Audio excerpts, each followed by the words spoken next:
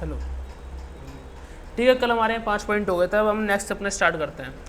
Next जो हमारा point है एसईओ राइटिंग। उन पे जो एसईओ में क्या क्या इंपॉर्टेंट चीज़ें होती हैं।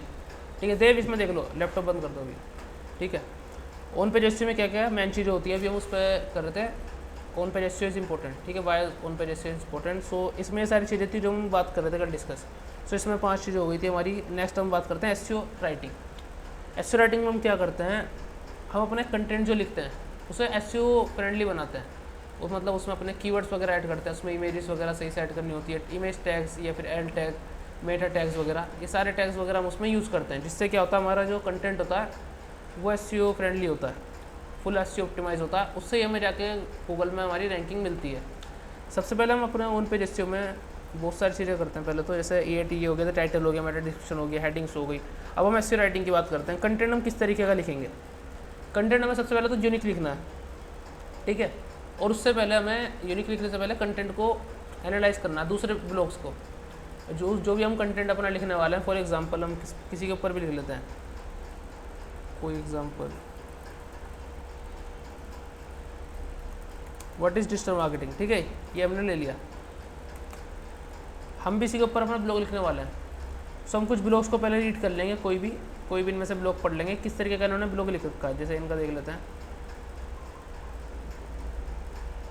तीनों ब्लॉग को एनालाइज करेंगे, तीनों ब्लॉग ने क्या क्या इन्होंने ब्लॉग अपना दे रखा है। सबसे पहले हम इसकी बात करते हैं, कौन सी वेबसाइट है, business.adobe.com, बेसिक डिजिटल मार्केटिंग। सबसे पहले इन्होंने क्या दे रखा है, डिजिटल मार्केटिंग का एक ओवरव्यू दे रखा है। Digital marketing has become the go to market strategy for small businesses and enterprises alike. थोड़ा इसने डिस्क्रिप्शन दे रखा है। देन उसके बाद समरी थी वो। देन उसके बाद यहाँ पे इन्हें व्हाट डिजिटल मार्केटिंग, इसके ऊपर डेफिनेशन वगैरह यूज़ कर रखी है कि digital marketing is the use of digital channels to market products also known as online marketing. Digital marketing को ऑनलाइन मार्केटिंग भी कहा जाता है, ये इन्हें दे रखा है। Digital marketing is the use of digital channel to market place products also known as online market. And digital marketing promotes brands and connect them to potential customer via internet. वो इंटरनेट के through हम क्या करते हैं, customer से connect होते हैं। इसमें बहुत सारी चीज़ें इंक्लूडिंग है, like search engines, websites, social media, emails, mobile apps, text messaging, web based advertising. ठीक है, सो इनने क्या क्या टॉपिक इसमें कवर कर रखे हैं, search engine, website, social media, email, तो टोटल मिला के 3, 4, 6, 7 टॉपिक हैं। इसके बाद हम स्क्रॉल डाउन करते हैं तो यहाँ से इन्हें B2B दे रखा, बिजनेस टू बिजनेस के बारे में थोड़ा एक्सप्लेनेशन कर रखा है। देन यहाँ पे इन्हें दे रखा बेनिफिट्स ऑफ डिजिटल मार्केटिंग। ठीक है, सबसे पहले इन्होंने क्या दिया, समरी दी एक, उसके बाद डिजिटल मार्केटिंग डेफिनेशन, फिर डिजिटल मार्केटिंग के कुछ टाइप्स, उसके बाद इनने थोड़ा B2B वगैरह के बारे में डिस्कस करा, फिर बेनिफिट्स। अब नीचे करते हैं रिच एंड लार्ज डेमोग्राफी, फिर कॉस्ट एफिशिएंसी की का कॉस्ट वगैरह क्या रहेगी, रिजल्ट्स वगैरह कैसे रहेंगे, या फिर ईजियर पर्सनलाइजेशन फॉर कस्टमर्स, थोड़ा इसके बारे में डिस्कस करा है। फिर अपॉर्चुनिटी टू इंगेज, कैसे हम अपॉर्चुनिटी कैप्ट कर सकते हैं। कपिल क्या कर रहे हो, क्या कर रहे हो फोन, इसमें देखो। ठीक है, दैन उसके बाद ईजी एंड कन्वीनियंट कन्वर्सेशन, कैसे ईजी टू कन्वर्सेशन करेंगे। Then types of digital marketing, again इन्होंने टाइप्स ऑफ डिजिटल मार्केटिंग दे रखा है। सबसे पहले इन्होंने क्या दे रखा है, कंटेंट मार्केटिंग, सबसे मेन चीज़ स्टार्टिंग में ही। हमें जो अपना कंटेंट लिखना होता है वो बहुत ही ध्यान से लिखना होता है। लाइक जो भी हम अपना कंटेंट लिखेंगे, सबसे मेन चीज़ हमारा जो है कंटेंट ही रहेगा। आप जो भी कंटेंट लिखेंगे वो एक तो डुप्लीकेट नहीं होना चाहिए, दूसरे की वेबसाइट से कॉपी करा, या फिर किसी स्पिन का यूज़ करके स्पिन करके उसकी लैंग्वेज चेंज करके अपने पब्लिश कर दिया, रहेगा वो कॉपी कंटेंट ही। इसको गूगल पहचान लेता है, क्योंकि जो टूल स्पिन करते हैं कंटेंट को, उनका एक फॉर्मेट होता है। वो ऐसा नहीं कि हर बार अलग करते हैं, वो एक ही फॉर्मेट को फॉलो करते हैं, उसी के थ्रू वो अपना जो है हमारे वर्डिंग चेंज करते हैं। ठीक है, उनका सिंपल सबका एक फॉर्मेट रहता है और वो फॉर्मेट गूगल को पता है। देन उसके बाद AI का यूज़ करते हैं। AI से कंटेंट लिखवाया, अपनी वेबसाइट पर डाल दिया सीधा, क्योंकि वो ईजी टू रीड होता है। AI जो कंटेंट देता है, बढ़िया कंटेंट देता है, कि मतलब ईजी से कोई भी रीड कर सकता है। उसे कमांड दो कि ईजी कंटेंट चाहिए हमें, ईजी टू रीड होना चाहिए, वो ईजी टू रीड करके देगा। कई बार हम उससे कहते हैं कि SEO ऑप्टिमाइज होना चाहिए कंटेंट, वो SEO ऑप्टिमाइज भी कंटेंट लिख देता है, लेकिन स्टिल वो AI कंटेंट है। ठीक है, तो यहाँ पे ये कंटेंट भी हमारा रैंक नहीं करेगा। गूगल कहता है कि भले तुमने कंटेंट थोड़ा बहुत AI से लिखा हो, लेकिन हेल्पफुल हो, उसे ये रैंक कर देगा। फॉर एग्जांपल, कई केस में ऐसा हो जाता है कि गूगल के पास कंटेंट की कमी है, बहुत ही कम लोगों ने किसी ब्लॉग पे कंटेंट लिखा है। ठीक है, अब तुम चाह रहे हो कि उस पर कंटेंट लिख दो, तुम उस पर कंटेंट तुम AI के थ्रू भी लिख दोगे, वो भी रैंक हो जाएगा, बिकॉज उस कंटेंट की कमी है। थोड़े बहुत लोगों ने लिखा है, वो एआई क्या करेगा, उन थोड़े बहुत की डिटेल लेके एक नया कंटेंट बना के दे देगा, सो वो भी रैंक हो जाएगा। फॉर एग्जांपल ये डोनाल्ड कार्टर है, ठीक है, ये रैंकिंग गिर गई मेरी, ये टॉप पे आ रहा था, अभी मैंने चेक नहीं करा रीज़न क्या हुआ। ये डोनाल्ड कार्टर वाला ब्लॉग है, ये टॉप पे चल रहा था, मैंने दिखाया हो कभी पहले, ये टॉप पे आ रहा था, ठीक है। तो अभी इसकी रैंकिंग गिर गई। ये जो कंटेंट है मैंने फुल एआई से लिखा था, पूरा ओपन करो, इसमें देखो कुछ भी नहीं था। लाइक जैसे डोनाल्ड कार्टर समरी, ये जो बंदा है इसका कंटेंट किसी ने लिख रखा था इसके ऊपर, 2-1 बंदे तो मुश्किल से, सो उन्हीं का कंटेंट देख देख के कॉपी कर करके लिखा है। इसमें देखो कुछ नहीं कंटेंट में। Donald Carter also known as Donald Jeffrey Carter, इसका पूरा नाम जो है डोनाल्ड जेफरी कार्टर था, इसको उसके नाम से भी जाना जाता है। इसके बाद was born on 18 August 1952 in London county, ठीक है, यहाँ बोर्न हुआ था ये। Donald Carter was the son of Jimmy Carter, Jimmy Carter का बेटा था। जिम्मी कार्टर के Jimmy Carter has 2 brother and Jack and James, 3rd and 1 sister Amy. तो इन्होंने बताया इसके 2 भाई थे, जैक एंड जेम्स, और इसकी एक बहन थी एमी। इसकी देखो इमेज डाल दी, अगेन वही चीज़ें मैंने यहाँ पे कवर करी है। फैक्ट्स में क्या दिया है मैंने दोबारा, फुल नेम जोफरी कार्टर ऊपर दे दिया हमने, ये बोर्न 18 अगस्त को दे रखा है, ये भी ऊपर दे चुके हैं, फादर का नाम भी दे दिया ऊपर, मदर का नाम शायद नहीं दिया था, ब्रदर भी दे दिया, सिस्टर भी दे दिया। यहाँ पे क्यों दिया हमने, क्योंकि इसकी कंटेंट की कमी थी, यहाँ पे हमें कंटेंट थोड़ा लेंथी करना था। Life and marriage, Donald Carter is known for his passion and environmental causes and he was and invited. तो मैंने हल्का सा पढ़ा कि क्या क्या करता था, इसे 2-3 चीज़ें कि क्या पसंद है, क्या करता था, बस 1-2 चीज़ें मिली, इसकी कुछ नॉलेज इन्फॉर्मेशन थी नहीं गूगल पे भी, ठीक है। तो मैंने बस ऐसे ही बना दिया, कुछ भी थोड़ा पेज डाला कि ये ऐसा था, अच्छा बंदा था, ये करता था, वो करता था। साइड में ये कैटेगरीज, ये तो हमारी साइड बार में लगी हुई कैटेगरीज, ये कैटेगरीज हमने लिस्ट डाल रखी है, यहाँ से कैटेगरी देख सकता कोई भी हमारी वेबसाइट पे क्या क्या कैटेगरीज हैं, तो ये सारी कैटेगरीज अवेलेबल है। नहीं कुछ भी नहीं, थोड़ा वो होना चाहिए रेलिवेंट, थोड़ा सेंस होना चाहिए, सेंस बनना चाहिए। हमने इसकी बस तारीफ़ करी है, इसमें कुछ नहीं करा, इसके अकॉर्डिंग करी है। इसमें कंटेंट में सिर्फ तारीफ़ करते हुए चीज़ें लिखी है मैंने। Donald Jeffrey Carter is married to Elizabeth Rober Carter. पहले मैंने इसकी कॉलेज लिख दिया, लगा कॉलेज वगैरह में था, एनवायरमेंट से पसंद था, ये सब लिख दिया। देन फिर कॉलेज की शादी लिख दी, फिर आफ्टर ग्रेजुएशन फ्रॉम कॉलेज, देखा कि ग्रेजुएशन के बाद इन्होंने क्या करा था, वापस शहर आ गया, तो थोड़ा लिख दिया, मन नहीं करा, आ गया वापस, इस तरह का कंटेंट लिख दिया, लेकिन ये स्टिल रैंक कर गया फर्स्ट नंबर पर, क्योंकि इसकी कंटेंट की कमी थी। तो यही कंटेंट भी रैंक हो जाता है इन केस में जहाँ पे आपकी कंटेंट की कमी होती है, ठीक है। कंटेंट ये ऐसे लिखवाया था मैंने, उसे कमांड दे दी कि कुछ भी लिख डाल, ऐसी थोड़ा इन्फॉर्मेशन दे दी उसे, हल्की फुल्की कर दो बस। तो जहाँ पे कंटेंट की कमी है वहाँ पे कंटेंट रैंक कर सकता है, बट हमें यूज़ जो करना है मेन चीज़ कि यूनिक कंटेंट होना चाहिए, अपना कंटेंट पर हमें मेन फोकस करना है, ठीक है। कई बार आपको बैकलिस्ट की ज़रूरत भी नहीं पड़ती, आपका कंटेंट इतना स्ट्रॉन्ग होता है कि उसके बेस पे आपको रैंकिंग मिल जाती है, ठीक है। अभी देखो मैंने एक कंटेंट बताया था तुम्हें, बैटल ऑफ समोगर वाला लिखा था, इसे 2 दिन हुए लिखे हुए, कल ही 18वें नंबर पर था, आज देखते हैं कुछ ऊपर आए वही हैं। 1 2 3 4 5 6 7 8 9 10 अब भी 18 पे ही है, चलो 18 पे, लेकिन इसे आने में कितना टाइम लगा। ये रात को पब्लिश करा हमने, सुबह तक 18 नंबर पे था। किसके बेस पे, इसका कंटेंट के बेस पे, क्योंकि इसका कंटेंट स्ट्रॉन्ग था, ठीक है। तो कंटेंट के बेस पे एक कीवर्ड आर्टिकल जो है 1 दिन में रैंक कर गया। सो कंटेंट भी हमारा बहुत मेन चीज़ रोल करता है, प्लस इसका SEO वगैरह हुआ था। देन इन्हें कंटेंट मार्केटिंग के बाद क्या दे रखा है, कंटेंट मार्केटिंग में दे रखा है ब्लॉग पोस्ट, ई बुक, न्यूज़लेटर, गाइड्स, इन्फोग्राफिक, यहाँ से हम कंटेंट आइडियाज़ ले सकते हैं।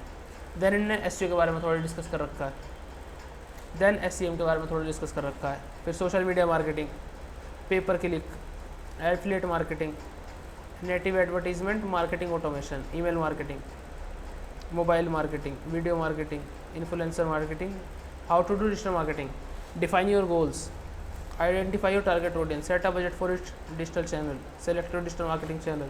सो देखो कितना डीप कंटेंट दे रखा है इन्हें, अभी तक खत्म नहीं हुआ, ठीक है। अब सेकंड कंटेंट पे चलते हैं। इसने क्या दे रखा है, digital marketing overview, types, challenges and required skills. सबसे पहले इन्होंने क्या दे रखा है, इसने डायरेक्ट डिजिटल मार्केटिंग की डेफिनेशन दे रखी है। इसने क्या दे रखा था, इसने समरी भी दे रखी थी, जो टॉप पे रैंक कर रहा है, ये सेकंड नंबर वाला है। सेकंड नंबर वाले में क्या क्या कमी, सबसे पहले इन्होंने समरी नहीं दी, ठीक है, समरी की कमी है उस वाले के कंपैरिजन में। फिर डिजिटल मार्केटिंग की डेफिनेशन ने भी दी, और digital marketing works. Source and receivers, types of digital marketing, website marketing, paper click, content marketing, email marketing, affiliate marketing. तो यहाँ पे क्या चीज़ नोटिस करी तुमने? पुरानी वेबसाइट के अकॉर्डिंग, पुरानी वेबसाइट में क्या दिखा था जो यहाँ नहीं दिखा अभी तक टाइप्स ऑफ डिजिटल मार्केटिंग में? ठीक है, उनने एक तो पहले बता दिया था क्या क्या कंटेंट को कवर करेगा टाइप्स के, फिर नीचे उन्होंने एक चीज़ और तुम्हें नोटिस करनी थी, उसका तुम देखोगे टाइप्स की बात करें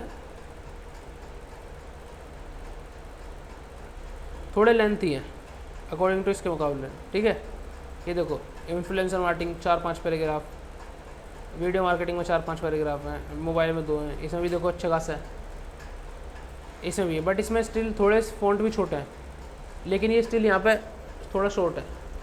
इन्होंने देखो शॉर्ट कंटेंट यूज़ कर रखे हैं, शॉर्ट डाल रखे हैं पैराग्राफ, ये सेकंड पे रैंक कर रहा है। ठीक है, इसके बाद इन्होंने क्या डाला, की performance, digital marketing challenges, impacts. Challenges इन्होंने नहीं डाला था आई थिंक,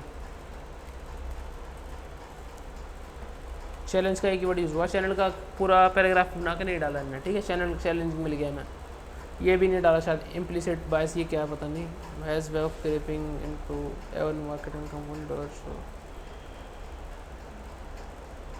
ठीक है, ऑटोमेशन वगैरह के ऊपर है। Digital marketing agency, what is digital marketing agency? Agency ने डाल रखा है,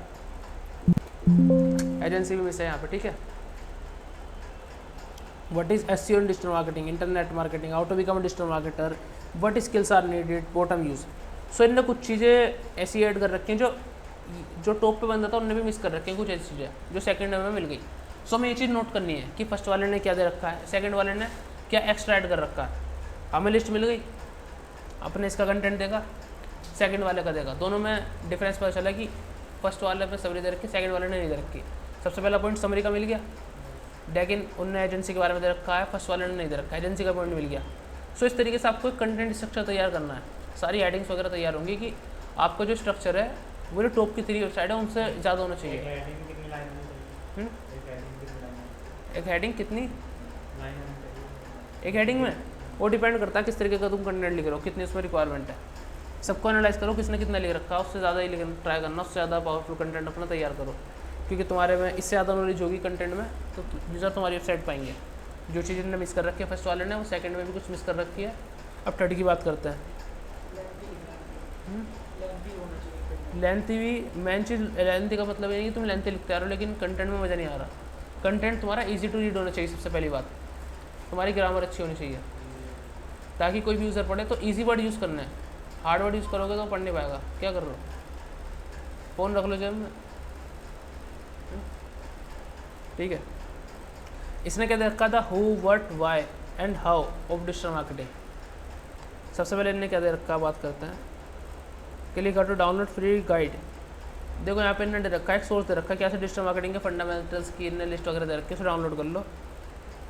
देन उसके बाद इन्हें टेबल ऑफ कंटेंट दे रखी है, why digital marketing important, why what is digital marketing, second why is digital marketing important, फिर types of digital marketing, what does digital marketing do, inbound marketing and digital marketing, how does digital marketing works for all business, how to do digital marketing examples. यहाँ पे ना कुछ चीज़ें जो पिछले articles में miss कर रखी है, यहीं पर टेबल ऑफ कंटेंट में शो हो गया। Website traffic, affiliate, attribution modelling, attribution modelling ये पिछले वालों में यूज़ नहीं हुआ था। ठीक है, यहाँ से एक और पॉइंट मिल गया हमें एक्स्ट्रा। ठीक है, देखो इन्होंने क्या दे रखा है, ऐसे beginners guide to email marketing. Email marketing का ये कोई कोर्स वगैरह होगा इन्हें, गेट योर फ्री गाइड, तो इन्होंने कुछ कोर्स वगैरह टाइप बना रखा होगा, वो फ्री में दे रहा है। ठीक है, you can change engage audience at every stage, types of digital marketing. Digital marketing क्या क्या टाइप्स हैं, SEO, content marketing, social media, pay per click, affiliate, native marketing, automation, email, online, inbound. So बहुत सारे इसने टाइप्स दे रखे हैं। सो कहने का मतलब ये आपको सारे कंटेंट को एनालाइज करना है कि किसने क्या क्या दे रखा है, उसके बेस पर अपना कंटेंट स्ट्रक्चर बनाना, सबके एडिंग्स वगैरह लिखनी, क्या क्या मेरे ब्लॉग्स में जाएगा। ठीक है, देन उसके बाद उस कंटेंट को पब्लिश करना है। पब्लिश करने से पहले उसमें एसईओ की और भी एक्टिविटी करनी है। अब बात करते हैं कीवर्ड कैनिबलाइजेशन, यही बहुत ज़रूरी चीज़ है। इसमें हम कीवर्ड कैनोनिकल टैग लगाते हैं। कीवर्ड कैनिबलाइजेशन को कीवर्ड कैनोनिकल टैग भी कहते हैं। ये क्या होता है, इन कई बार आपके इनकेस आपको 2 पेज बन जाते हैं कई बार वेबसाइट में, ठीक है, आपके सेम कंटेंट हो गए, 2 कंटेंट जा रहे हैं आपके, मतलब इतने ज़्यादा रिलेवेंट है कि उसमें फोकस कीवर्ड दोनों में लगभग सेम यूज़ हो रहा है, ठीक है। फॉर एग्जांपल राहुल गांधी को देखो, राहुल गांधी हो गया प्लस राजीव गांधी, तुम इन दोनों पे कंटेंट लिख रहे हो। राजीव गांधी में तुम्हारा मेन कीवर्ड क्या है? राजीव गांधी। राहुल में क्या है? राहुल गांधी। अब राहुल गांधी में तुम्हें कुछ ऐसे टॉपिक कवर करने पड़ गए, खाली एग्जाम्पल है वैसे, ठीक है। तो राहुल गांधी में तुम्हें कीवर्ड कंटेंट लिख रहे हो, उसमें तुम्हें कुछ ज़्यादा बार राजीव गांधी का वर्ड यूज़ करना पड़ गया। अब ऐसा हो गया कि तुम्हारा जो मेन आर्टिकल था राजीव गांधी, उसमें तुम्हारी कीवर्ड डेंसिटी क्या होती है? कीवर्ड डेंसिटी होती है नंबर ऑफ परसेंटेज कीवर्ड्स की, कितनी बार हमारा फोकस कीवर्ड हमारे कंटेंट में आ रहा है। सो हमारा जो मेन फोकस कीवर्ड होता है वो हमारा अप्रोक्स 1.5 के आसपास रहना चाहिए। मान लो आपने 1000 वर्ड का कंटेंट लिखा तो 15 बार आपका कीवर्ड आना चाहिए, बस 15, 16, 15, 14 इतना हो जाएगा आगे पीछे, इससे ज़्यादा ओवर नहीं करना। हाँ, जो मेन फोकस कीवर्ड होगा। फॉर एग्जांपल अब तुमने राजीव गांधी वाला कंटेंट लिखा था, मेन राजीव गांधी का 15, 16, 17 चल जाएगा, 14, 1000 वर्ड का कंटेंट लिखा, उसकी तुम्हारी कीवर्ड डेंसिटी होनी चाहिए 1.5%, यानी तुम्हारे कंटेंट में जो मेन कीवर्ड है वो 1.5 टाइम आना चाहिए। अब वो 1.5 टाइम 15, 14, 16, 17 ऊपर नीचे चल जाता है हल्का फुल्का, ठीक है, ओवर 2 तक ना पहुँचे, 2 या 2.5। अब मान लो तुमने ओवर लिख दिया, तुमने कीवर्ड को ढंग से देखा कि तुम्हारा 15, 16 बार ही आया, कट कर दिया। देन अब तुम राहुल गांधी का कंटेंट लिख रहे हो, उसमें तुम्हें राजीव गांधी कीवर्ड यूज़ करना पड़ रहा है। अब कुछ टॉपिक्स की वजह से कुछ ज़्यादा ही बार यूज़ करना पड़ रहा है, तुम्हारा वो 15-30 बार यूज़ हो गया मान लो, लेकिन तुम्हें पता नहीं क्यों, क्योंकि तुम्हारा फोकस कीवर्ड क्या? राहुल गांधी। इस टाइम तुम राहुल गांधी पे फोकस कर रहे हो, तुम्हें नहीं पता राजीव गांधी कितनी बार आ गया कंटेंट में, ना तुमने उसे देखा, ठीक है। तो इस कीवर्ड में कंटेंट में ज़्यादा कीवर्ड यूज़ हो गए, बहुत ज़्यादा कीवर्ड यूज़ हो गए राजीव गांधी के। तो गूगल कन्फ्यूज हो जाएगा दोनों में से किस वर्ड को, किस कंटेंट को रैंक करा है, कि दोनों में सेम कीवर्ड यूज़ हो रहा है, ठीक है। तो इस सिचुएशन में हम क्या लगाते हैं? Canonical tag. कैनोनिकल टैग क्या होता है? कैनोनिकल टैग से हम यूज़र गूगल को ये बताते हैं कि जो हमारा ये मेन कंटेंट है, जैसे राहुल गांधी वाला है, वो कैनोनिकल टैग में हम राहुल गांधी वाले ब्लॉग का लिंक डाल देंगे, ठीक है। तो उससे गूगल को समझ आ जाएगा जो ब्लॉग है इसमें चाहे 50 बार राजीव गांधी आ गया, लेकिन जो इसका मेन कीवर्ड है राहुल गांधी, ये राहुल गांधी के ऊपर ब्लॉग लिखा हुआ गया है, इसे राहुल गांधी के ऊपर ही दिखाना है हमें, राजीव गांधी पे से नहीं दिखाएंगे। राजीव गांधी पे कौन सा दिखाएंगे? राजीव गांधी का, जिस पर राजीव गांधी का कैनोनिकल टैग यूज़ हुआ है। सो कैनोनिकल टैग हमें बनाना पड़ता है, कई बार लगाना पड़ता है थोड़ी। सो देखो, रैंक में अगर आप यूज़ प्लगइन करते हो, प्लगइन्स की बात करें तो हम एसईओ करने के लिए हमारे पास 3 प्लगइन होते हैं। एक तो all in one SEO, rank math SEO, Yoast SEO. ज़्यादातर लोग योस्ट यूज़ करते हैं, ज़्यादातर रैंक मैथ करते हैं, ऑल इन वन भी बहुत बंदे करते हैं। सो जो सबसे ज़्यादा बेस्ट देखा गया है, कई लोग योस्ट को मानते हैं, कोई ऑल इन वन को कहते हैं, कोई रैंक मैथ को मानते हैं। सबकी अपनी अपनी चॉइस है। सो हम यहाँ पे रैंक मैथ का यूज़ करते हैं, हमारी अपनी चॉइस है, रैंक मैथ हमें पसंद है। तो रैंक मैथ में बहुत ज़्यादा फीचर होते हैं, जो बंदे योस्ट यूज़ कर रहे होते हैं उन्हें भी रैंक मैथ यूज़ करना पड़ जाता है, क्योंकि उसमें इतने ज़्यादा फीचर्स होते हैं। लाइक इंस्टेंट इंडेक्सिंग भी इसमें ऑप्शन होता है कि आप इंस्टेंट गूगल को डायरेक्ट रिक्वेस्ट डाल सकते हो इंडेक्सिंग के लिए। सो उसका भी यूज़ करते हैं लोग वेबसाइट को इंडेक्स कराने के लिए। सो रैंक मैथ में क्या होता है? कैनोनिकल टैग ऑटोमेटिक जनरेट हो जाता है, ऑटो जनरेट रहता है, मतलब जो भी आप ब्लॉग पब्लिश करोगे उसमें कैनोनिकल टैग अपने आप लग जाएगा, ठीक है। तो उसमें इसलिए हमें कोई दिक्कत नहीं आती, जो भी हमारा फोकस कीवर्ड है वो उसे ऑटोमेटिकली कैच कर लेगा। तो पहले क्या है, ये पहले अलग से लगाना पड़ता था, फिर रैंक मैथ में हमें ऑटोमेटिक ऑप्शन मिल गया, तो इसके वाली की अब दिक्कत नहीं आती। फिर आता है कंटेंट ऑडिट। कंटेंट ऑडिट का ही बताया, जैसे हमने वो कंटेंट ऑडिट करा था उस तरीके का ही हमें कंटेंट ऑडिट करना है सामने वाले का, उसके बेस पर अपना कंटेंट लिखना है। कंटेंट कैसे लिखना है? ईजी टू रीड होना चाहिए सबसे पहली बात, और सेंटेंस सही होनी चाहिए, ग्रामर मिस्टेक ना हो कोई भी, ठीक है। शॉर्ट पैराग्राफ का आपको यूज़ होना चाहिए, कंटेंट में आपको शॉर्ट पैराग्राफ यूज़ करना है, 3-4 लाइन के, ऐसा नहीं 10-15 लाइन का एक कंटेंट चल रहा है, एक ही पैराग्राफ चल रहा है। शॉर्ट पैराग्राफ यूज़ करना है, उसमें इमेजेस वगैरह डालनी है, ठीक है। देन उसके बाद इमेज ऑप्टिमाइजेशन कराया था ना इसको, इस वाला एक बार देख लेते हैं। जैसे फॉर एग्जांपल कोई भी इमेज आपको पब्लिश करने से पहले इमेज में अपना साइज़ वगैरह मेंटेन करना पड़ता है। आपको इमेज ऑप्टिमाइज़ करनी होती है, उसमें 2 चीज़ों का ध्यान रखना पड़ता है कि इमेज का साइज़ कितना है, क्योंकि इमेज का अगर साइज़ ज़्यादा है तो वो लोड होने में टाइम लगा देगी, इससे आपका पेज देर में लोड होगा और रैंकिंग में दिक्कत आएगी, ठीक है। देन सेकंड चीज़, जब आप इमेज सेव करते हो, फॉर एग्जांपल कोई इमेज सेव कर लेते हैं, ये इमेज है, इसे सेव कर रहे हैं, तो देखो किस नाम से सेव हो रही है, व्हाट इज इमेज प्रोसेसिंग, ठीक है। ऑटोमेटिकली यहाँ पे कुछ भी नाम दे देता है, जो भी इमेज का नाम होता है, हमें यहाँ पे क्या रखना है, हमें ट्राई करना है यहाँ पे भी अपना फोकस कीवर्ड रखें। जो फाइल नेम है हमारा, जो फोकस कीवर्ड होगा, तो यहाँ पे फोकस कीवर्ड रखना है। फॉर एग्जांपल राहुल गांधी ले लेते हैं, अभी वही चल रहा टॉपिक, राहुल गांधी है, ठीक है यार ले लेते हैं। देखो इसमें क्या लिख रखा है, राहुल गांधी। देव क्या कर रहे हो, इधर रख दो फ़ोन को। इसमें क्या लिख रहा है, राहुल गांधी 1718122370 नंबर लिख रहा है, ठीक है। हम क्या करेंगे, इसमें जो नाम सेव करेंगे वो किस नाम से करेंगे, राहुल गांधी। जो भी नाम वगैरह कुछ और ऐड करना कर देना इसके बारे में, लास्ट में हाइफन लगा देना, हाइफन लगा के अपनी वेबसाइट का नाम लिख देना यहाँ पे, जो भी आपकी वेबसाइट है। इससे क्या होगा को इन केस अगर कोई आपका इमेज डाउनलोड करता है तो ऑटोमेटिकली आपका नाम उसकी इमेज में शो होगा, ठीक है। सो इससे हमें बेनिफिट मिल जाएगा कि उसकी इमेज में हमारा नाम जा रहा है, क्योंकि जो इन्होंने नाम रखा था ना, इन्होंने नाम को सिलेक्ट नहीं करा था। सेव कर रहे हैं तो किस नाम से सेव हो रहा है, वो 1780, इनका नाम ऑटोमेटिक सिलेक्ट था पीछे से। अगर ये अपनी वेबसाइट का नाम डाल दे तो इसकी वेबसाइट का नाम हमारी वेबसाइट में सेव होता। बहुत से लोग इसका बिल्कुल ध्यान ही नहीं करते इमेज सेव करते हुए। किसी की वेबसाइट का नाम हो रहा था, उन्होंने सेव करी, ऑप्टिमाइज़ कर ली, डाल दी, नाम का मेन चीज़ भूल जाता है, ध्यान करना। यहाँ पे हमारी वेबसाइट का नाम उसकी वेबसाइट में चले जाएगा। हाँ, अपनी वेबसाइट का नाम लिख दो लास्ट में। बहुत कम वेबसाइटों पर तुम्हें ये चीज़ दिखेगी, बहुत कम लोग डालते हैं। फॉर एग्जांपल इसको देखते हैं, PBC वेबसाइट है। देखो जब हम इमेज सेव करेंगे, इस इमेज का नाम क्या है, डाउनलोड 1। इस बंदे ने जो इमेज पब्लिश करी इसका नाम क्या सेव हुआ ऑटोमेटिकली, डाउनलोड 1। हम जब इमेज अपनी सेव करेंगे तो इसका नाम क्या डालेंगे, सबसे पहले तो हमारा कीवर्ड, ठीक है। फिर यहाँ पे स्लैश लगा के अपनी वेबसाइट का नाम, ठीक है। इससे क्या होगा, इन फ्यूचर जब आपकी वेबसाइट पे इमेज पब्लिश होगी, अगर आपकी वेबसाइट से कोई इमेज डाउनलोड करता है तो ऑटोमेटिकली आपका नाम भी सेव रहेगा। इससे वो डाउनलोड करके अपनी वेबसाइट में भी डालेगा तो उसकी वेबसाइट में भी किसका नाम से सेव होगी, हमारे, चाहे वो टेक्स्ट कुछ भी रखे, कैप्शन में कुछ भी रखे, लेकिन जो इमेज गई है वो हमारे नाम से रहेगी, ठीक है। क्या चीज़, किसी वेबसाइट से इमेज उठाओगे ऑप्टिमाइज़ करते हुए, ये चीज़ें ध्यान रखना, अपना नाम डाल लेना उसमें। देन इमेज डायरेक्ट अपलोड नहीं करनी, इमेज को थोड़ी एडिट करनी है।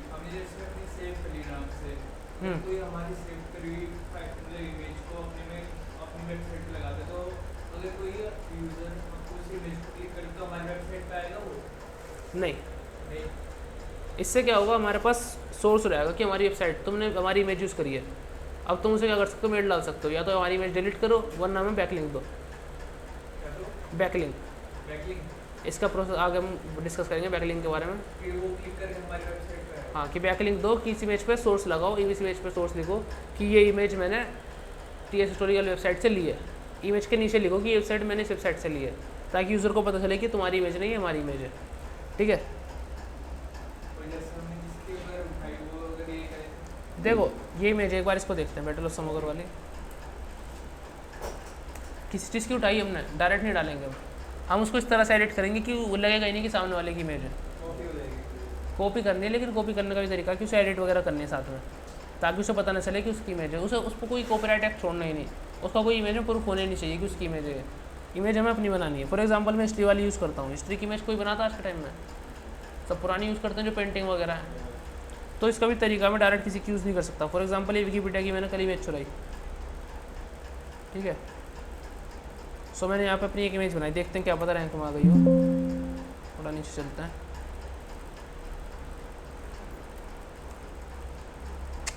अभी नहीं आई। ये वाली इमेज थी, देखो मैंने किस तरीके से लिखा, कट गई।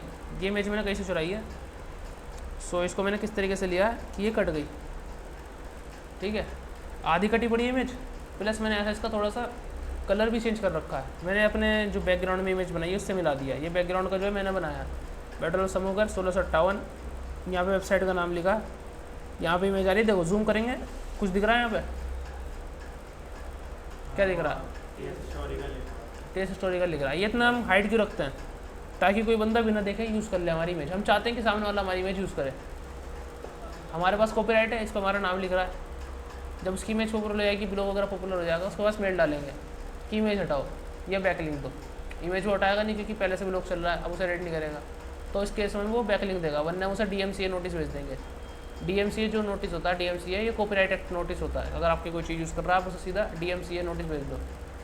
DMCA नोटिस भेजते हुए हम कहेंगे उससे कि या तो इमेज रिमूव करो या बैकलिंक दो, तो उसे बैकलिंक देना पड़ेगा। सो हमारा क्या है, बैकलिंक क्रिएट हो जाएगा, एक सोर्स क्रिएट हो जाएगा, रेफरिंग डोमेन मांग सकते हो, तुम्हारे ऊपर डिपेंड है क्या मांग रहे हो। देखो इमेज मैंने बना ली, ठीक है, बिल्कुल अलग इमेज है उससे, पता भी नहीं चल रहा कॉपी इमेज है, पूरा मेरे पास कॉपीराइट है इसका। अब इसको देखो सेव करता हूँ मैं, किस नाम से सेव हो रही है, battle of Samugarh /TX historical dot मेरा नाम आ रहा है। ये चूज तुम गूगल में 100 इमेज ढूंढना, 100 में से तुम्हें बाय डिफॉल्ट किसी वेबसाइट में किसी में दिखेगा कि अपनी वेबसाइट का भी नाम डाल रखा उन्होंने, कोई ध्यान ही नहीं देता इसको। किसी भी इमेज को देख लो कि कोई भी इमेज डाल लेते हैं, सेव करते हैं, क्या नाम है, डाउनलोड वन, कोई भी इमेज डालो, इसे डालो, देख लो नाम, कोई भी इस चीज़ को ध्यान नहीं देता, बहुत बढ़िया चीज़ है ये। इमेज नाम ही नहीं कोई, सबने बस डाल रखी है कहीं ना कहीं से उठा के, तो नाम किसी का कोई सिलेक्ट नहीं है। देखो राहुल गांधी प्रेस कॉन्फ्रेंस, यहाँ पे थोड़ा सा कीवर्ड दिखा इसका ऐड प्रेस कॉन्फ्रेंस का, लेकिन इन्हें वेबसाइट का नाम अब भी नहीं डाला। द प्रिंटर इसकी वेबसाइट का नाम है, द प्रिंट, ये वो भी डाल सकता था। सो तुम्हें 100 में से एक आधी वेबसाइट में दिखेगा जिसमें नाम से वो, ये शायद एक आधी में भी नाम ही दिखे कई बार, ठीक है। तो ये चीज़ देखनी पड़ती है, तुम्हें आइडिया लगाना पड़ता है तुम नया क्या कर सकते हो। जैसे मैंने ये देखा था, मैंने कहीं भी नहीं मिलता था मुझे ऐसा कि नाम वाम, तो मैंने ऐड करे थे। सो मैंने अभी तक मुझे कोई वेबसाइट नहीं दिखी सिर्फ इस पर नाम हो, ठीक है। तो इस तरीके से इमेज का ऑप्टिमाइजेशन करना है। देन यहाँ पे इंटरनल लिंक, इंटरनल लिंकिंग की बात करें तो अपनी वेबसाइट को मैं स्टार्टिंग में इंटरनल लिंक नहीं हो पाती। इंटरनल लिंक मतलब अपनी वेबसाइट के अदर पेजेस को दूसरे पेजेस से लिंक करना, कि आपकी वेबसाइट में आपने ब्लॉग डाला, जैसे TX हिस्टोरिकल है, इस पर एक ब्लॉग डाल लेते हैं, ये उस्मान आई वाला ब्लॉग डाल लेते हैं, इसमें अच्छे खास इंटरनल लिंक आई थी। ये ब्लॉग है मेरा उस्मान आई, ठीक है। अब ये मैंने ब्लॉग लिखा, अब यहाँ पे मैंने क्या करा, इस ब्लॉग में मैंने और ही पेजेस को लिंक कर दिया, ठीक है। और ही पेजेस को कैसे लिंक कर दिया, जैसे ऑटोमन एम्पायर है, ठीक है। इसके ऊपर मैंने क्या लगा दिया, लिंक, लिंक पे क्लिक करेंगे तो न्यू पेज टैब पे क्या खुलेगा, अच्छा यही खुल रहा है, ये मिस्टेक है यहाँ पे, ये लिंक गलत लग गया यहाँ पे, इसको बोलते हैं अब्बास खलीफात, ठीक है। तो अब्बास खलीफात वाला ब्लॉग खुल गया। अभी हम बात करें, नीचे चलते हैं, मंगोल पे क्लिक करते हैं, मंगोल एम्पायर वाला ब्लॉग खुल गया। सो यहाँ से हमने क्या कर रखा है, अपने दूसरे पेज को सपोर्ट दे रखा है कि इस पेज पर अगर कोई इसकी बारे में पढ़ना आ रहा है तो ताकि उसे और भी पेजेस का पढ़ने का चांस मिले, वो हमारे और भी पेजेस को रीड करे। इससे हमारे क्या होगा, वेबसाइट का बाउंस रेट कम होगा। अब बाउंस रेट भी और ध्यान देते हैं कि बाउंस रेट क्या होता है। बाउंस रेट बेसिकली गूगल एक रेट देता है हमारी वेबसाइट को, बाउंस रेट, कि आपकी वेबसाइट पर कोई यूज़र आ रहा है, कितने पेजेस को वो विजिट कर रहा है। अगर कोई यूज़र आपकी वेबसाइट पर आया और बैक चला गया सीधा, तो आपका बाउंस रेट रहेगा 100%, ठीक है। कोई आपकी वेबसाइट पे आया, एक इस पेज पे गया, इस पेज पे आया था, इस पेज के बाद वो इस वाले मंगोल वाले पेज पे भी चला गया, अब्बासित वाले पे भी चला गया,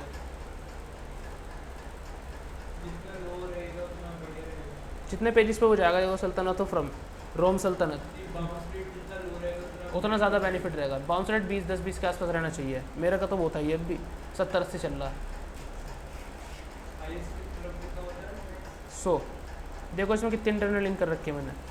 सलजुग है, सलजुग वाला। इसके बाद देखो फैक्ट्स में ही हली में अलग, रवि अलग, ये अलग, ये अलग अलग ब्लॉग है, सारे कनेक्ट हैं। सारे किस ब्लॉग से कनेक्ट है, इस वाले से। सो इस प्रोसेस को हम इंटरनल लिंक कहते हैं, कि अपने एक ही ब्लॉग में अपनी ही पेज के, अपनी वेबसाइट के पेजेस को लिंक करना, इसे कहते हैं इंटरनल लिंक। अब इसके बाद आता है एक्सटर्नल लिंक। एक्सटर्नल लिंक क्या होगा,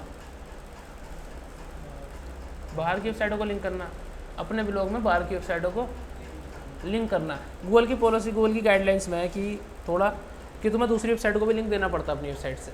बट अगर तुम अपने टॉपिक से रिलेटेड किसी को लिंक दोगे तो ये तुम्हारे लिए एक चैलेंज है।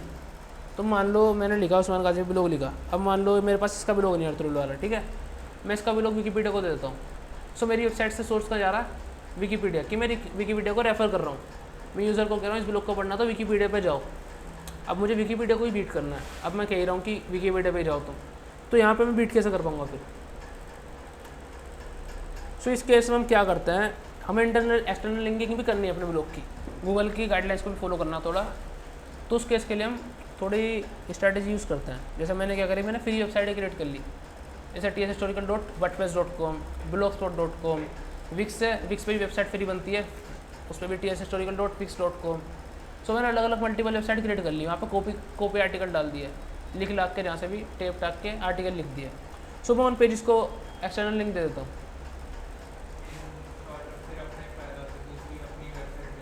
उससे मेरा क्या फ़ायदा होता है, मेरे जो ट्रैफिक जा रहा है एक्सटर्नल लिंक की गाइडलाइन भी फॉलो हो गई, सामने वेबसाइट पे जा रहा है, और वहाँ पे मैंने कौन सी लिंक डाल रखा है, अपनी वेबसाइट के वापस मेरे पे ही आ गया।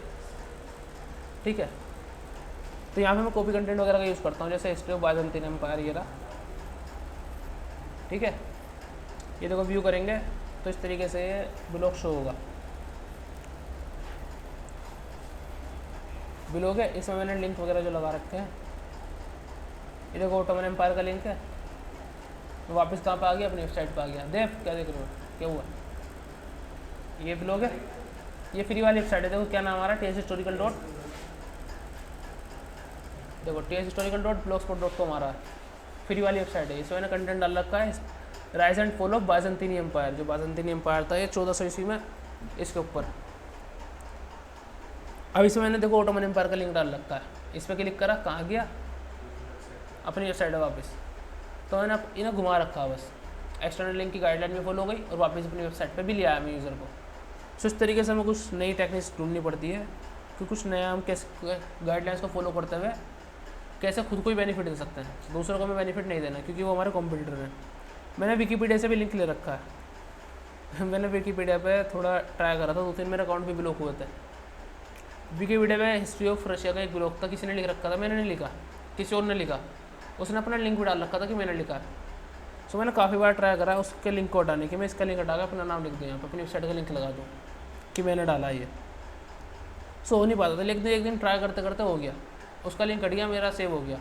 क्योंकि मैं छेड़छाड़ करता था विकीपीडिया के साथ कुछ भी, तो अकाउंट सीधा ब्लॉक होता था मेरा विकीपीडिया का।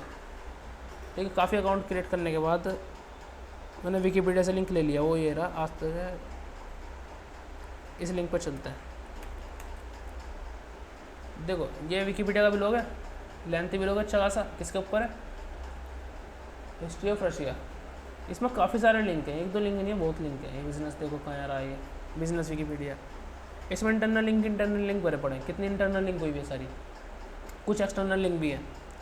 सो देखो मैंने क्या कर दिया, बैट बॉक्स सारा, ये उसका नाम था, नाम चेंज नहीं करा, the Russian revolution, broadening understanding of 1917, history compass 6.1 2008 243/262। इसका कोई कोड वगैरह था जो भी मुझे नहीं पता था क्या है, मुझे यहाँ पे क्या था, अपना नाम लगाना था, हिस्ट्रियोग्राफी। इसके बाद यहाँ पे देखो लिंक आ रहा है, हिस्ट्री ऑफ रशिया, इस लिंक पे क्लिक करके उसे उस वेबसाइट पे ले आना था जिस भी बंदे ने ब्लॉग वगैरह डाला था। लेकिन मैंने यहाँ पे इस पर अपना लिंक लगा दिया, इस पर क्लिक करेंगे तो कहाँ जाएंगे, मेरी वेबसाइट में, रशिया। इसे 1 साल से याद हो गए लिंक को डाले हुए, अभी तक रिमूव नहीं हुआ। सो स्टिल यहाँ पे मेरी बहुत ज़्यादा यहाँ पे ट्रस्ट हो गया उसे कि मैंने लिखा है ये। हाँ, ये विकीपीडिया से बहुत मुश्किल से मिलता है लिंक। वैसे अकाउंट सीधा ब्लॉक करता है, कुछ भी छेड़छाड़ करते हैं विकीपीडिया के अकाउंट से। इस पर अकाउंट बनाने की परमिशन देता है, इजीली बना लो, लेकिन अगर हम पेज से कुछ छेड़छाड़ करते हैं सीधा अकाउंट सस्पेंड। तो 3-4 अकाउंट सस्पेंड हुए, उसके बाद मुझे लिंक मिल गया। मेरे सस्पेंड हो गया था नहीं, मेन चीज़ है कंटेंट, जिन तुम्हारे सब चीज़ का कंटेंट में क्वालिटी है वो यहाँ पे जीतेगा। कंटेंट इज किंग, चुरा के नहीं डालना ना, मेन चीज़ यही है, कंटेंट ही किंग है। तुम्हारा कंटेंट अच्छा है, तुम्हारे कोई बंदा 100 लोग लिख के 10 लाख का ट्रैफिक ले रहा, कोई 1000 लोग लिख के भी 10-15 हज़ार का ट्रैफिक ले रहा। सारी बात है कंटेंट के ऊपर, ये कंटेंट कैसा है। अब मेरे थोड़े कॉपी वगैरह कंटेंट चलते हैं, ये हिस्ट्री के बहुत लंबे लोग आते थे मेरे, अब लिख ही नहीं पाता इतना लंबा। हाँ, अब 3-4 हज़ार मेरे वर्ड कहीं नहीं गए, एक ब्लॉग का मेरे 3-4 हज़ार वर्ड जाते ही जाते थे, तो इतना कंटेंट कहाँ से लिखेंगे। थोड़ी बहुत डिटेल वगैरह ली, कर दिया काम। सो इंटरनल लिंक, अभी ये सारे प्रोसेस थे जो हम उन पर जैसे हम एक्टिविटी करते हैं, अभी हम प्रैक्टिकल करके देखेंगे नेक्स्ट क्लास से, ठीक है। इनमें कोई डाउट किसी में? कोई डाउट नहीं। अब देखो यहाँ पर हम इसको देखेंगे टेक्निक्स ऑफ एसईओ। टेक्निक्स के बारे में और बात कर लेते हैं। ऑन पेज में देखो कुछ टेक्निक्स होती हैं, ऑन पेज में कुछ टेक्निक्स होती हैं। क्या क्या टेक्निक्स होती हैं? क्या कर रहे हो मानसू? कर लेना, अभी ये देख लो क्लास होने वाली है। देखो techniques of SEO, on page SEO की टेक्निक्स है। अभी हम सारी चीज़ें ऑन पेज की बात कर रहे हैं, क्या क्या हम करते हैं। ये खाली थ्योरी है, नेक्स्ट क्लास से हम प्रैक्टिकल थोड़ा करना स्टार्ट करेंगे, ठीक है। टेक्निक्स ऑफ एसईओ, इसमें क्या क्या कंटेंट दे रखा है? White hat SEO, great SEO, black hat SEO and negative SEO. अगर आप कहीं भी टेक्निक्स वगैरह की बात करोगे तो आपको 3 टेक्निक्स बताई जाएंगी। क्या? White hat SEO, great SEO and black hat SEO. लेकिन मैंने ये एडिशनल ऐड करी है नेगेटिव एसईओ, क्योंकि मैंने देखा है, मैंने काम करा भी नेगेटिव एसईओ पर थोड़ा, तो उसको देखते हुए मैंने थोड़ा इसको ऐड कर दिया। सबसे पहले white hat SEO. White hat SEO क्या होता है? वाइट एट से क्या समझ रहे हो आप? सर ये वो होता है जो हमारे जो सर्च इंजन है उसके गाइडलाइंस के हिसाब से हम अपना कंटेंट तैयार कर रहे हैं, ऑर्गेनिक तरीके से हम उसको ला रहे हैं पब्लिक को अपने पास, तो वो white hat SEO. So basically जो ये कंटेंट है वाइट एट एसईओ, यानी हम पूरी ऑर्गेनिक एक्टिविटी करके गूगल की सारी गाइडलाइंस को फॉलो करते हुए एक कंटेंट लिख रहे हैं, ठीक है। सो ये क्या है? ऑर्गेनिक एसईओ यानी वाइट एट एसईओ, इसे हम वाइट एट एसईओ कहते हैं। फिर आता है हम ब्लैक एट एसईओ की बात करते हैं। ब्लैक एट एसईओ यानी जिंदा कॉपी पेस्ट, उधर से उठाया इधर पेस्ट। ये सारा हमारा सिंपल सा आंसर है, ब्लैक एट एसईओ होता है। उधर से उठाया इधर पेस्ट, सिंपल कॉपी पेस्ट चल रहा है, तो ये ब्लैक एट एसईओ होता है। और इसमें ब्लैक एट एसईओ में और भी चीज़ आती है। फॉर एग्जांपल कुछ हम टेक्निक्स यूज़ कर रहे हैं जो गूगल की गाइडलाइंस के खिलाफ है। एक तो कंटेंट कॉपी पेस्ट कर दिया हमने, फिर हम उसमें कुछ ऐसी एक्टिविटी भी कर रहे हैं जो गूगल की गाइडलाइंस के खिलाफ है। जैसे मैंने बताया कीवर्ड डेंसिटी का वो प्रोसेस है कि इतनी होनी चाहिए, इसके अकॉर्डिंग गूगल देख के कंटेंट को रैंकिंग देता है। लेकिन कुछ लोग कीवर्ड को इतना ज़्यादा ऐड कर देते हैं कि उन्हें रैंकिंग तो मिल जाती है, लेकिन बाद में उसकी वेबसाइट पर पेनल्टी भी लग जाती है। उसे हम कहते हैं कीवर्ड स्टफिंग। देखिए वो शीट में सब ये लिखा हुआ है जो बता रहे हैं कीवर्ड डेंसिटी वगैरह आगे, ताकि आपको दिक्कत ना हो। देखो कीवर्ड ऑप्टिमाइजेशन इज एसईओ, ये सारे यहाँ पे मेंशन है। Keyword density, prominence, stuffing and proximity, ठीक है। अभी हम बात कर रहे हैं किसकी? कीवर्ड स्टफिंग बताया था कि स्टफिंग करते हैं, यानी बहुत ज़्यादा अपने फोकस कीवर्ड को, जैसे 1000 वर्ड का कंटेंट बनाया 15-16 चल जाएगा, 1.5%, वो 150 बार तक पहुँचाते हैं अपना लोग का फोकस कीवर्ड ही, यानी 15% ले आते हैं, 10-15% बार यूज़ करते हैं। सो इससे उन्हें रैंकिंग तो मिल जाती है, क्योंकि इतने ज़्यादा कीवर्ड होते हैं तो उन्हें गूगल रैंक देता है, लेकिन बाद में पेनल्टी भी देता है। गूगल जब उसको ध्यान से देखता है कि इन्होंने स्पैम कर रखा है, ये स्पैम होता है। सो स्पैम वगैरह की एक्टिविटी, कॉपी पेस्ट, ये सारी किस्म आती है ब्लैक एट एसईओ में। अब ग्रे एट एसईओ क्या होगा आप बताओ?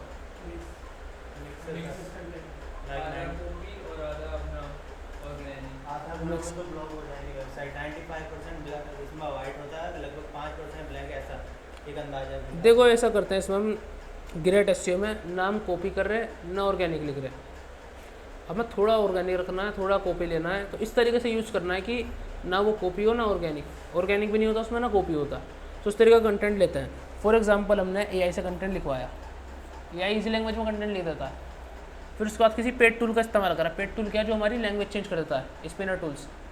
उन टूल पर गया, हमने कंटेंट डाल दिया अपना कि लैंग्वेज चेंज कर दे, इसकी एआई के लैंग्वेज से ह्यूमन लैंग्वेज में चेंज कर दे। सो उसने जो है हमारा कंटेंट चेंज कर दिया। अब यहाँ पे दिक्कत ये आएगी कि वो हार्ड वर्ड का यूज़ करेगा। जो भी स्पिनर टूल यूज़ करते हैं वो हमें हार्ड वर्ड में कन्वर्ट करके देता है।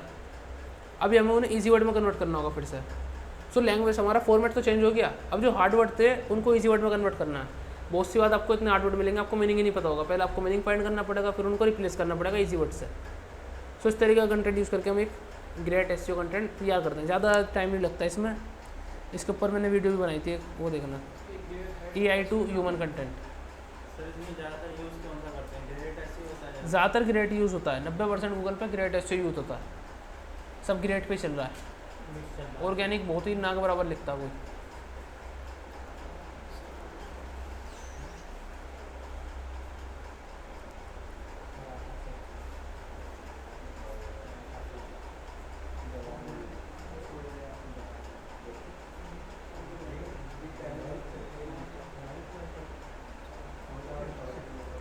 थोड़ा कंटेंट ऐसी है, ठीक है। ये वाली वीडियो देखो, learn how to write a free blog. अब कोई भी लिख सकता है free article in just 2 minutes. ChatGPT से आर्टिकल लिख के कमाए $700, ठीक है, with using ChatGPT. Daily earning कितनी है? डेली अर्निंग $774, यानी 40-50 हज़ार डेली अर्निंग दिखाने के लिए।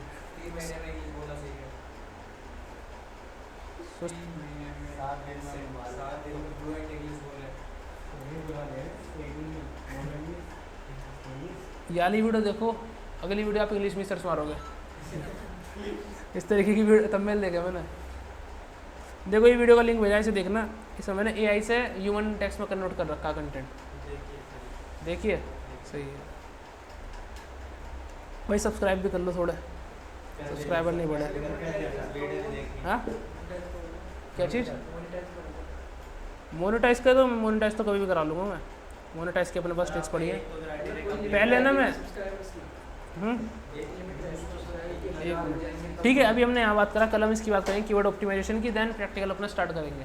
ठीक है, इसमें कोई डाउट? ठीक है।